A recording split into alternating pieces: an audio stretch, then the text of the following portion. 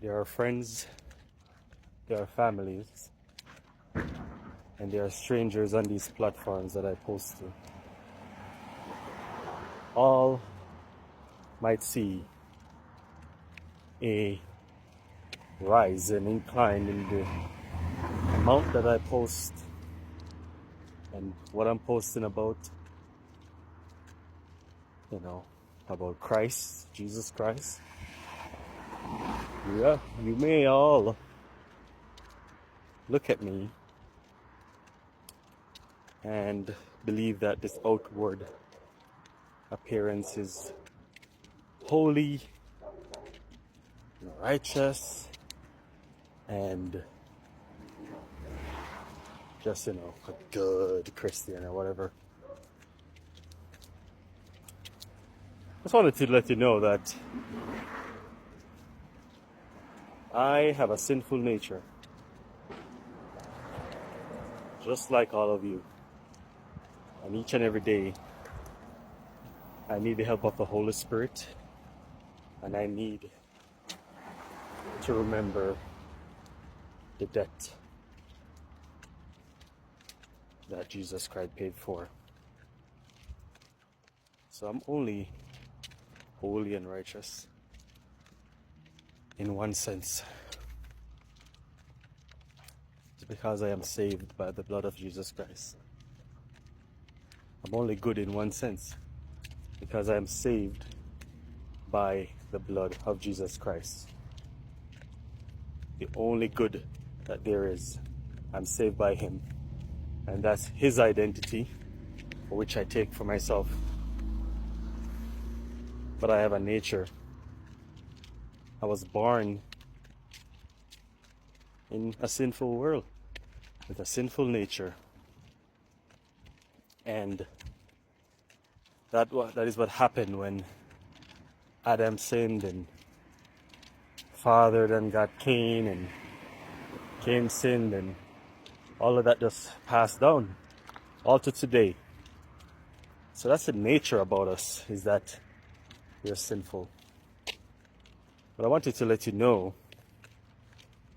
that I'm just learning more and more about what it means to sin. And I'm learning more and more.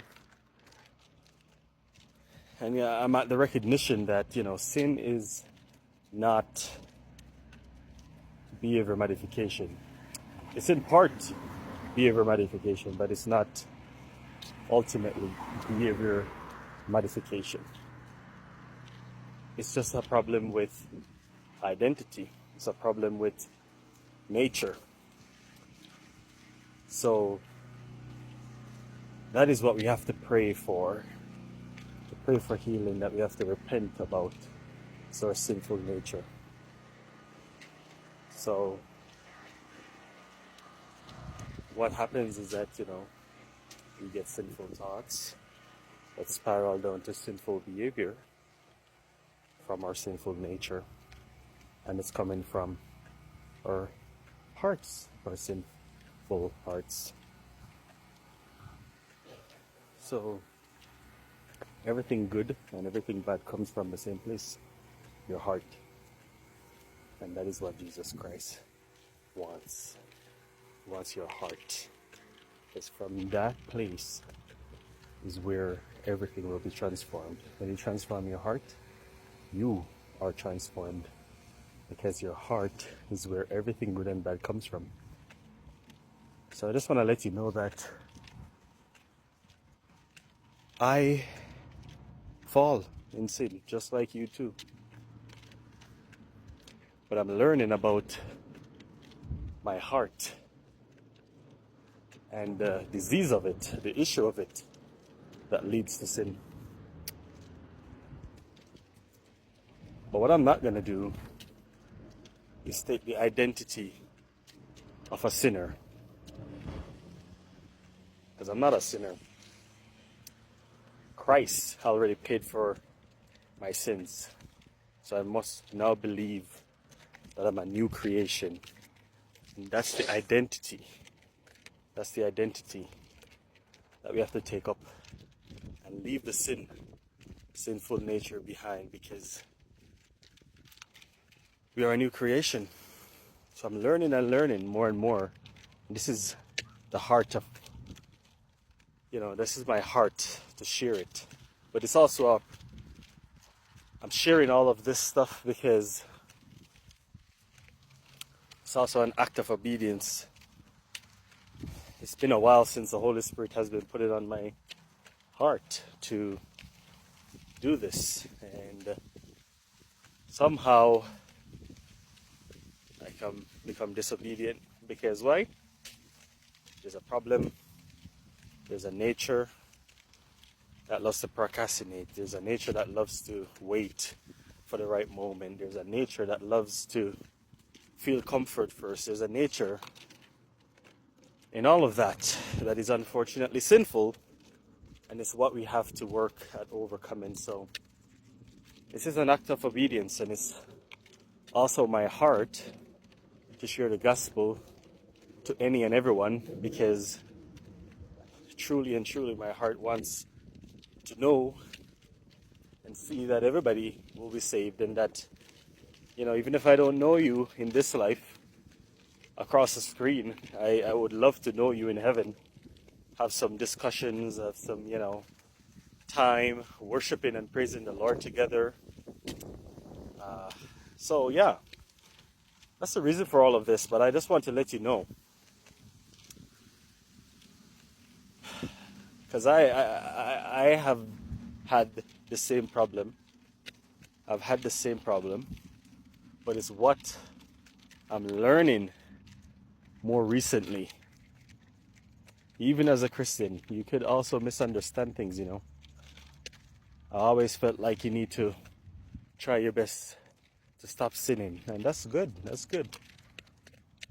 But the reason you can't stop sinning is because of the nature, our sinful nature. That's what it is. And that came from what was passed down from Adam. But we can overcome that in the blood of Jesus Christ. We can overcome that. So that is what we have to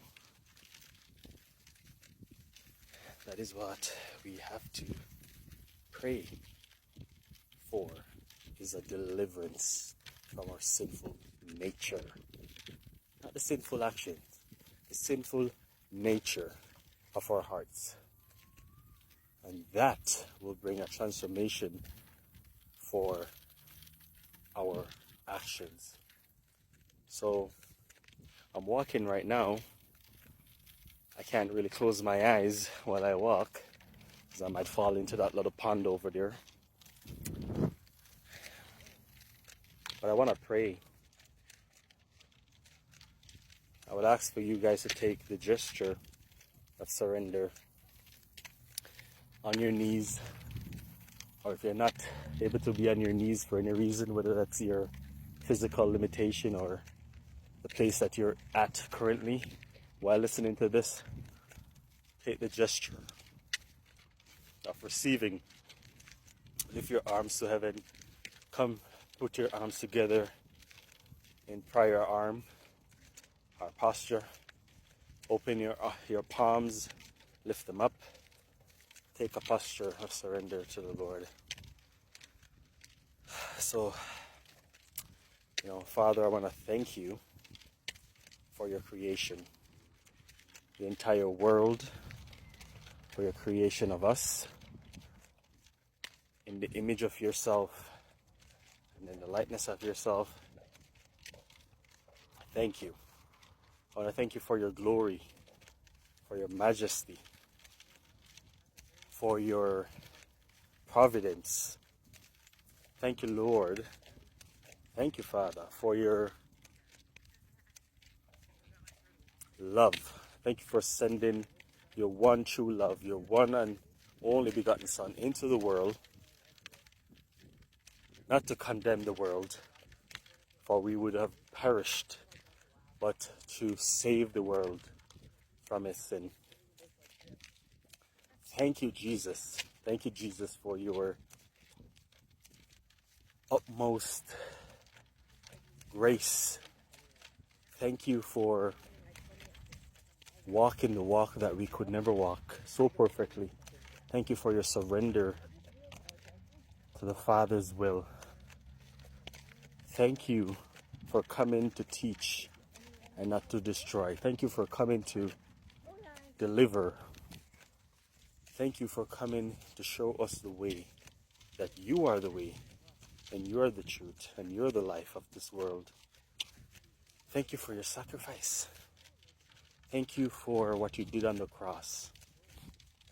For even though you were beaten and mocked and put through every bit of evil, you did not call the angels from heaven to come and destroy us. Instead, you pleaded to your Father in heaven, asking him not to destroy us, but to forgive us for what we have done against you. I want to thank you for paying the price of sin, which is death. Your willingness to die and shed your blood, every bit of it, on the cross for what we have not deserved. And you gave it to us as a free gift. So I want to thank you, Lord. I want to thank you for taking all the wrath of the Father upon yourself. For you who knew no sin took every bit of it, all of the sin, upon yourself on the cross. You died for our purpose, our deliverance, our salvation. So thank you, Lord. Thank you, Holy Spirit, for coming and being with us, resting upon us, for teaching us the way, showing us the way, guiding us to the path of righteousness, to Jesus Christ himself.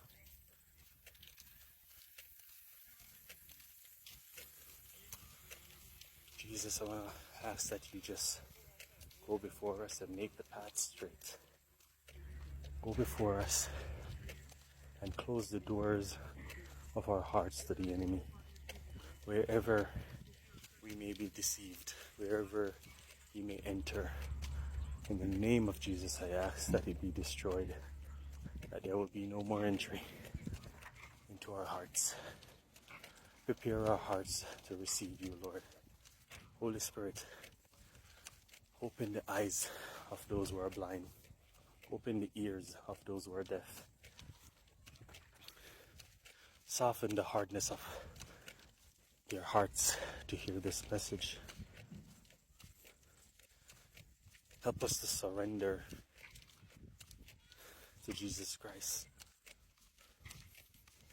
Help us to come to learn and know about his ways. Help us to take on us his nature and not the nature of sin that we were born into.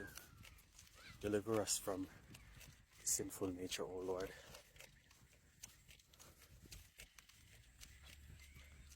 Wherever the enemy comes, or like a ravaging wolf, wherever he comes to destroy us, let it not be so, but in the power and the glory of your name, Jesus Christ,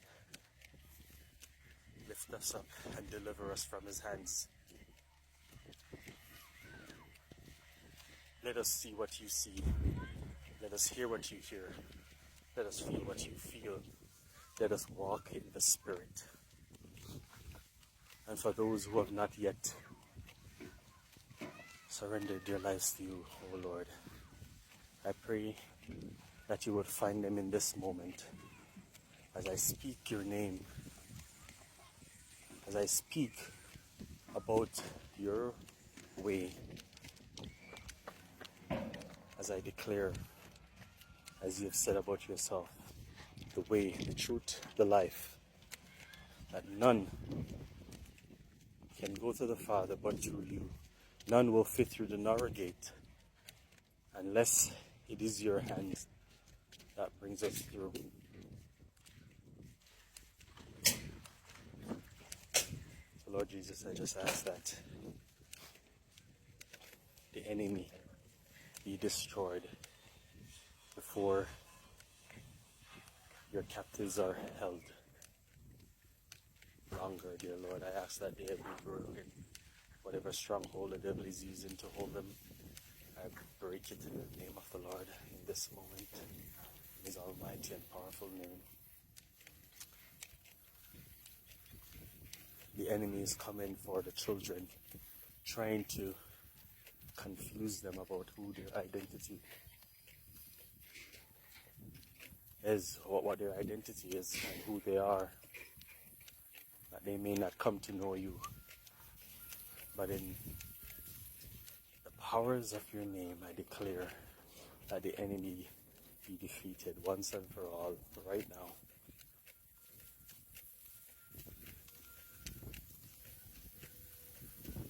Let none just hear this for a spiritual high, but will surrender to your call, will surrender to your knock, will open the door, will come running with open arms, seeking you, the truth.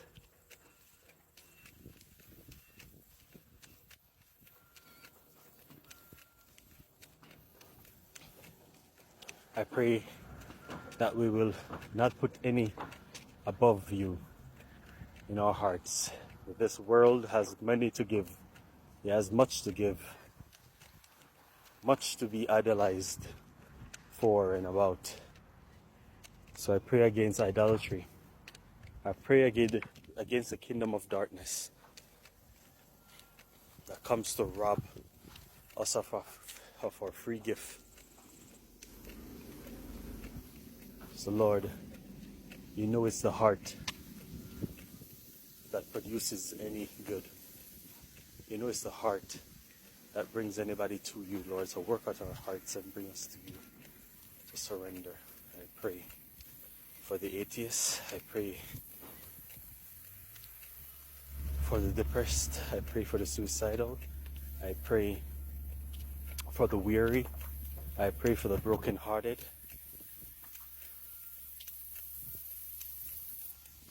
And I pray that whatever is blocking their hearts from hearing your name and coming to you, Lord, that it will be broken in the name of the Lord, our God Jesus Christ. Amen.